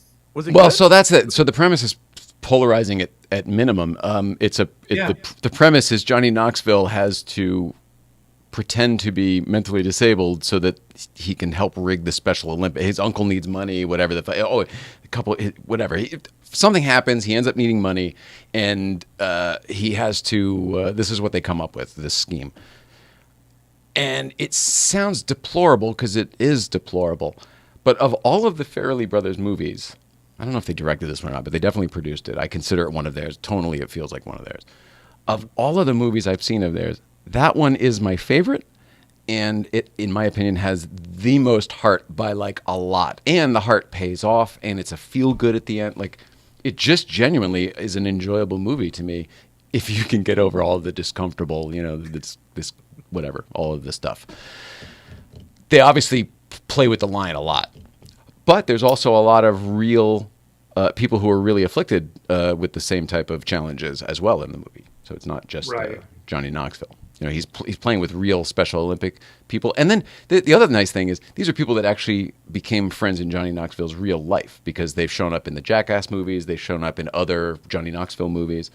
So I think it's all very real and authentic. It's not put on for the cameras. The sweetness.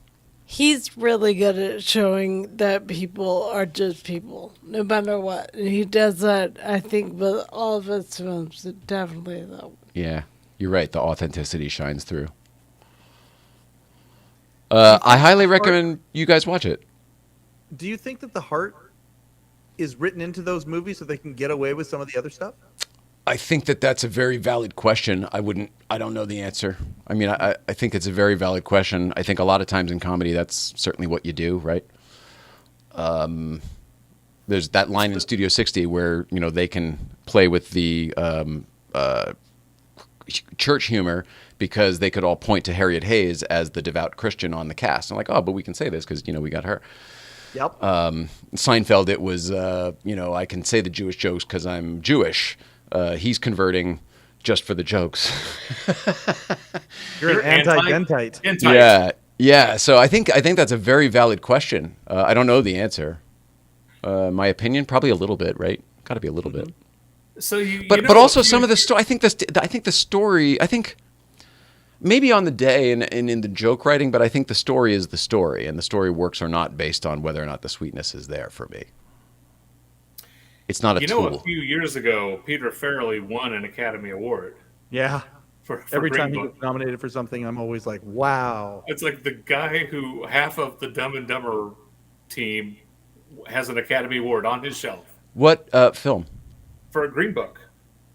Oh, I forgot about Green Book. You know, I never saw that. I haven't seen it either. It's the cover of the cool car, and they're driving away, and I go, "Oh, that seems like such a great." It's the jazz one, right? Yeah, Yeah, I totally want to see it. I just haven't. I know. I haven't seen it either, and I do right, want Green to. Book. Viggo Mortensen and what's his face? You know, maybe that's it. I don't know if I'm a Viggo Mortensen fan. I didn't like that. But now we're not going there. Was it? No, it's Lord of the Rings he's in, right? Yes. Yeah. I don't get the Lord of the Rings. I'm not Tread against it. I lightly, just don't tread get it. lightly. Watch Oh, you yourself. got a ring, Mister? Do I have a ring? No, but I'm a big fan of Lord of the Rings, All right. and I never read the book. I don't. Love At those least movies. at least I've seen those ones. I get the references. Yeah, I don't like those movies at all. it's my wife's absolute favorite, and she took me, and I didn't get it at first. I didn't understand it. And I finally, we were watching it at home on DVD, and when I paused, I'm like, who is this guy? And how does he know that person? And then once she explained it all, because I'm dumb as a box of rocks. Right. Once she explained it to me, then I'm like, oh, okay. And now it's an absolute masterpiece. So you're saying it's like golf? No, golf is boring. Like once you understand the rules and actually play by them, it's very interesting. Shuffleboard, same way. But I don't know, man. I don't know how understanding who all the Bilbo Baggins are matters. Tosh me. Don't tell the elf. Like, that's the best part of it for me. When fucking Sala says, tosh me. Spoiler alert. Sala from literal Indiana dwarf Jones is a talking. dwarf in this movie. We have the extended versions, and usually once a year, sometime around the winter, No. we No. will watch. Not what? That's like 12 hours worth of shit. The extended versions are what, 3.5 hours each? Yep. Can I finish? Can I finish my sentence? Can I finish? Sorry. Can I finish? We will. We will watch half of one on Friday night, half of one on Saturday, and then next weekend we'll watch the next one. The And thing then is, we do it over like a 3-week period. having sat through Mary today, something about Mary, there's something about Mary. Yes. I didn't have the energy to even sit through a conversation about Lord of the Rings, let alone a movie. Like, all you had to say was the extended version, and we're like, oh my fucking, are you shitting me? And Now, by the way, behind me, I've got my- nothing against Peter Jackson. It's just not my. Uh-huh. We don't like. We wanted to like Harry Potter too. I can't do it. I have a hard time getting. I can't get into Harry Potter. Yeah, those are two very different things for me. Yeah. To me, it's the same basket. They Yeah. were out No, at the but same behind me, time, and they were the same kind of fantasy shit. You want to take the train or go into the woods? I don't know. Depends what we're looking Behind for. me, I got my Looking for a Avengers hat? posters. On the other wall, I've got the Lord of the Rings, Fellowship of the Ring, and then over here, I've got Indiana Jones and Star Wars. I love Indiana Jones. Yeah. There you go. There's a common denominator.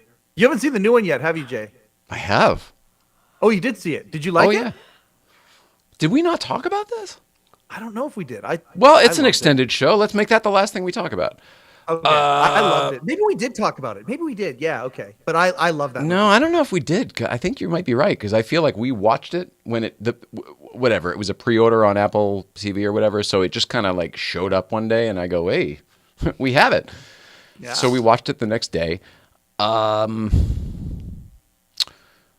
Huge mixed feelings overall, and by the end, I love it. But I find it very difficult to want to start it again because I can't stand the beginning. I know that's a weird thing to say. Historically, I love the Indiana Jones beginnings, even the Hot Rod one in the Crystal Skull. I still enjoyed that. Oh God, I loathed the Crystal Skull. I'm sure for all very valid reasons. Everything about that movie. And I watched it again last year, thinking maybe I was wrong. And we started again, and it was just absolutely horrible. There's a lot to like in it.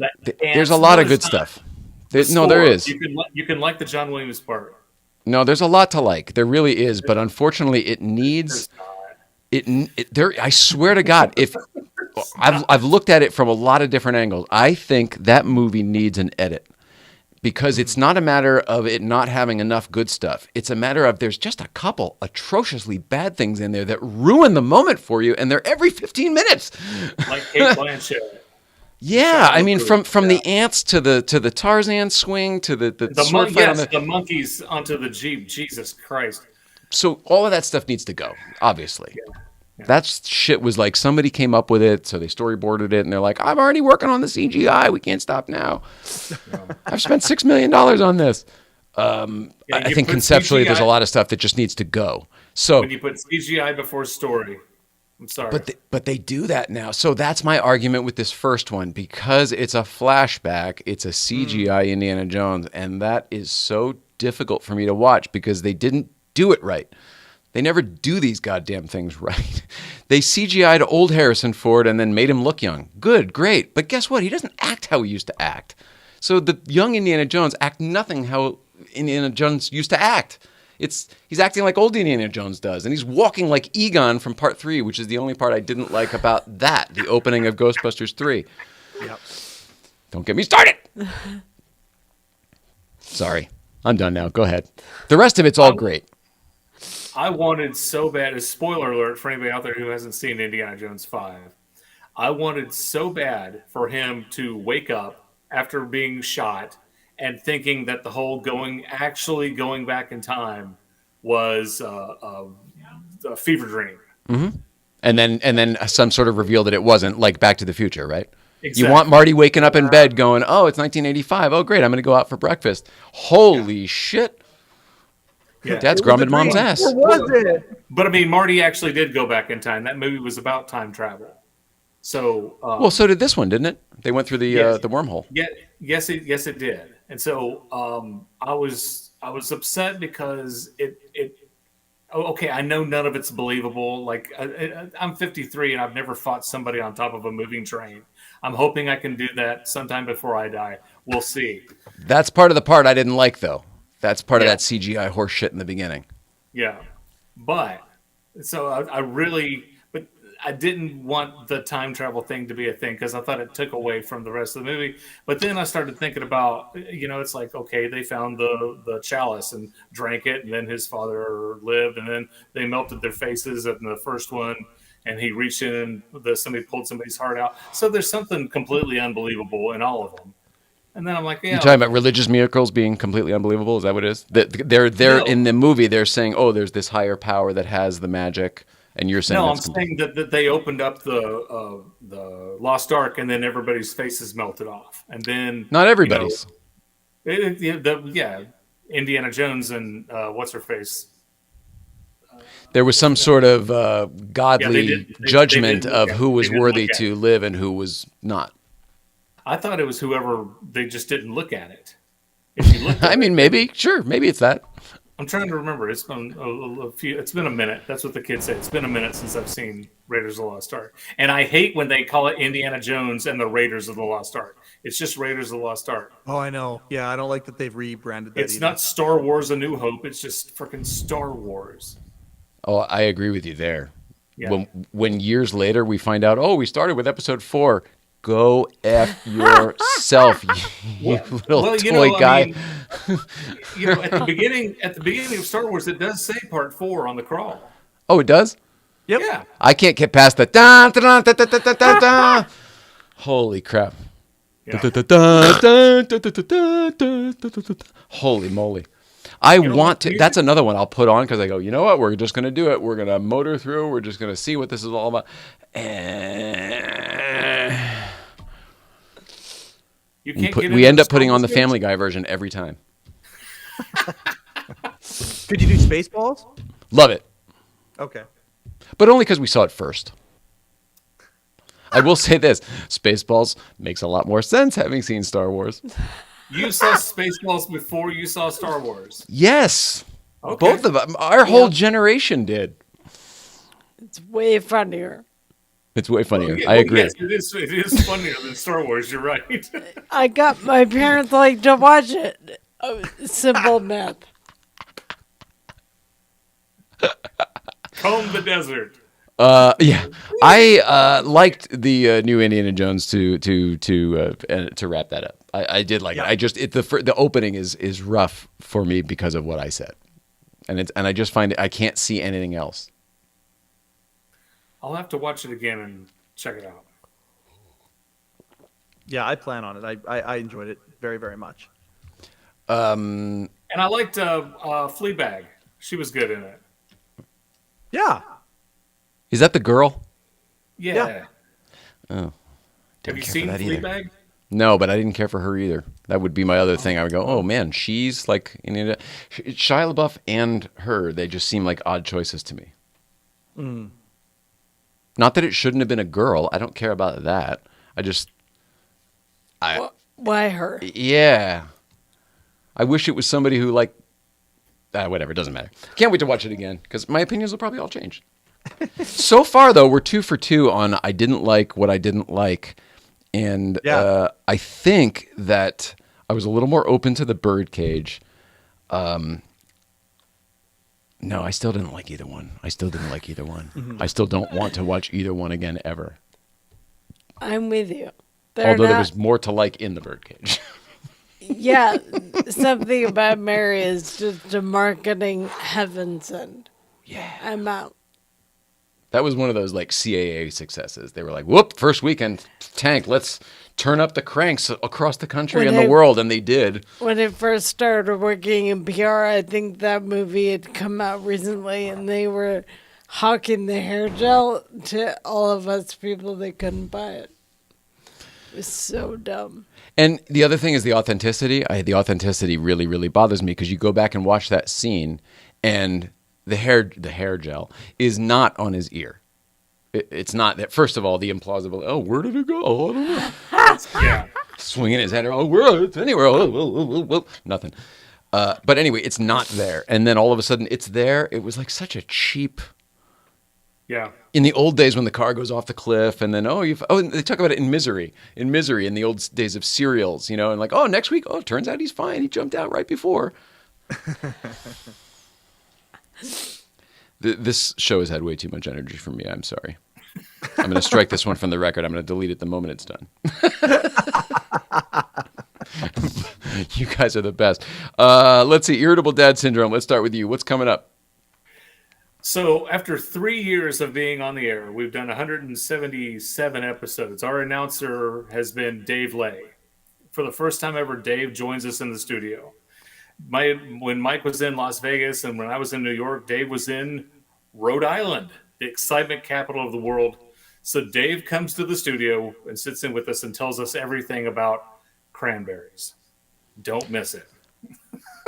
I think almost Mike, every Farrely Brothers movie takes place in Rhode Island, doesn't it? Maybe. But Mike, if you remember the first time you were on our show and how much editing I had to do to fix that because of the technical problems. Yes, sir. I do remember. I We started the show 3 times. Had a lot of editing to do with Dave coming on the show, but it's a good one. So yeah, Dave sits down and talks to us about Rhode Island and cranberries on the next Irritable Dad Syndrome. I love it. Yeah. Mike Chisholm and the Letterman podcast. Yeah, so tomorrow's an interesting episode. It's the trick or treat episode because there's lots of tricks in it. I shot it today. Sue Hum has come back on the show, and we went through pictures of her sketches and the Halloween costumes because for 32 years they did the bit every single year of the kids' Halloween costumes, and so That is so cool. yeah, we broke down. Yes, as a concept, fantastic, but when internet signal on the other side is spotty, and there are places where it comes in and out, and all of that, and there's a tremendous amount of editing to be done, and there's great stuff in it, but it's definitely a trick or treat episode, and some of the tricks are, this isn't as beautiful as it could have been conceptually. That being said, Sue is amazing, and I adore her, and it's going to be a fun episode. So that's what comes out tomorrow.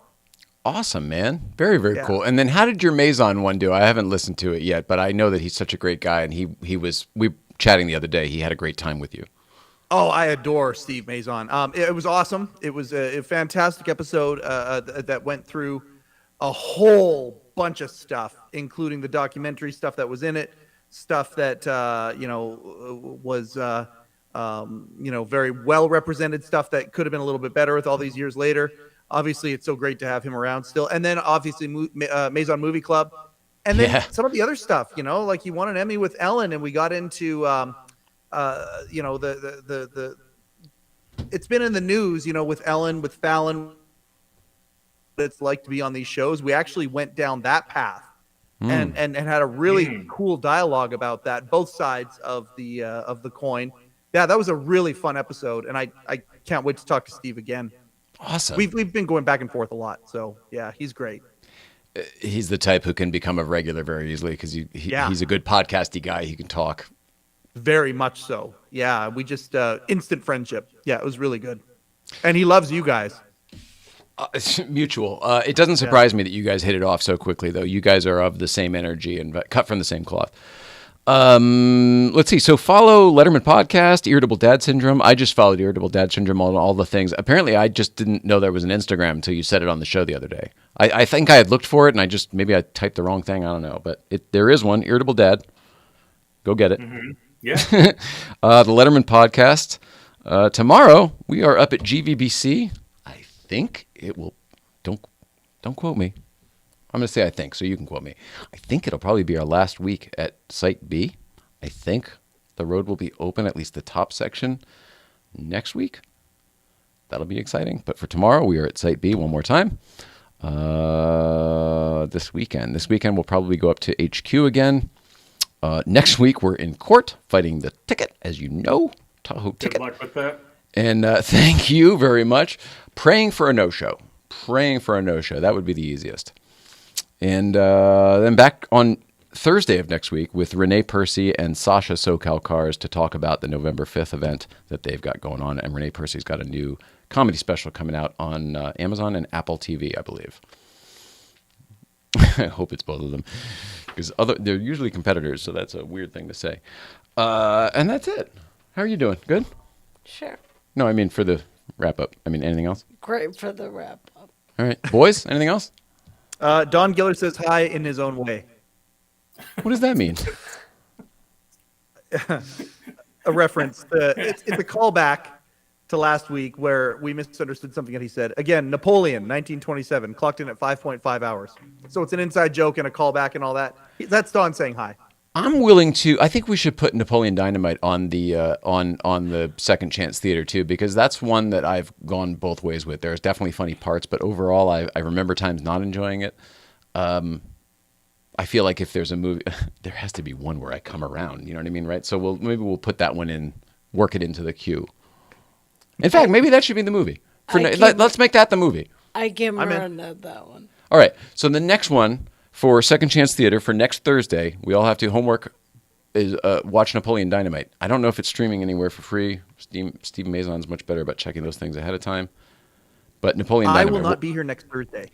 Uh-oh. All right. Well, then you don't. Yeah. Then you don't have to do the homework then. I'm going to be in Palm Springs. This is getting interesting very quickly. I have to take myself out of the equation because I love everything about Napoleon Dynamite. I own the DVD. Good. Well, then come back if you want to. Yeah.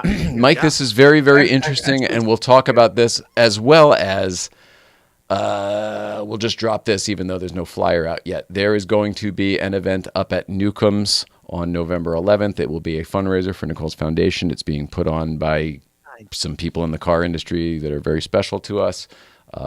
More to come on that. I was thinking maybe that would be a reason to get Mike down here. But if you're going to be here next week, we need to talk off the air. Yes, we do. All right. Well, we'll do a production meeting and figure out how this show goes. In the meantime, this wonderful 2-hour episode has been brought to you by the Autoimmunity Foundation. Thank you for tuning in to Late Night Playset. If you like the show, please subscribe and share with your friends. We'd also love to hear from you. So leave a comment. Tell us what you thought. Really helps us grow our audience and reach more people like you. And if you want to make a direct contribution, donate to our website, autoimmunityfoundation.org. This shit is a handful. Your donation will help us fund research into root causes of MS and other autoimmune disorders, as well as it helps her directly, and specifically this fundraiser will be tied to the Community Cares Grant program. Awesome. And a better name. All right. Love everybody. Have a great night. Have a great weekend. See you out there. Love you guys. Thank you guys so much for being here. Thanks for watching, Thank everybody. you. Anytime. That's it.